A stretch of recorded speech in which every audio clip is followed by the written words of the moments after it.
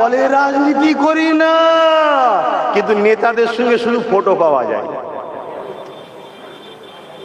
কথা শুনছে, মনটা খুব কষ্ট হলো নাকি? খুব ব্যথা হয়েছে?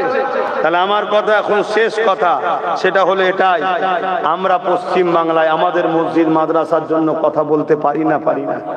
যদি কেউ বলে দিল্লি চলে যাও, তাহলে আমাদের ঘরেও 26-এ তাকে বলতে হবে আপনিও দিল্লি যান। কে কে বলতে রাজি আছেন? আল্লাহকে সাক্ষী রেখে হাত তুলে। আল্লাহকে সাক্ষী রেখে বলছেন তো? আল্লাহকে সাক্ষী রেখে হাত নামান। এটা মনে থাকবে, যদি কোনো মুসলমান এই মসজিদ মাদ্রাসা দুশ্মনকে সাপোর্ট করে, জানবেন ও মুসলমান নয়, মুসলিম সূরাতে মুনাফিক বেঈমান।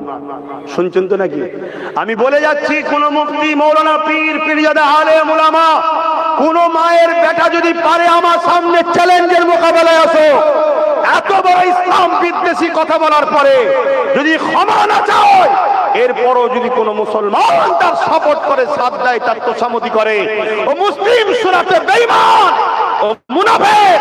আর ওই মুনাফিকের যদি সাথ দেন, তাহলে মনে রাখবেন আল্লাহ ওই মুনাফিকের হাতেই তোমাদেরকে শেষ করবে। সূরা বাকারা, কোরআনের কথা বলছি, সূরা বাকারায় আল্লাহ বলছে, তোরা আমাকে আর আমার হাবিবকে ছেড়ে দিয়ে আমার ও আমার হাবিবের দুশমন যারা, তাদেরকে যদি তোরা নিয়ে উঠা বসা করিস, আমি আল্লাহ তাদের হাতে তোদেরকে মিটাবো। কথা মাথায় ঢুকছে?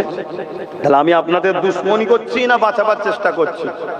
এবার লিবার হয় নেবেন, না লিবার হয় মার তো আল্লাহর পক্ষ থেকেই হবে। আচ্ছা বলুন তো, এই যে গাছের পাতাগুলো আল্লাহর বিনা হুকুম ছাড়া লড়তে পারে? আচ্ছা ফেরাউন যে রাজা হয়েছিল খোদার হুকুম ছাড়া হয়েছিল? নমরুদ যে রাজা হয়েছিল খোদার হুকুম ছাড়া হয়েছিল? আমার ভারতবর্ষে এত বিশাল দেশের প্রধানমন্ত্রী কে হবে?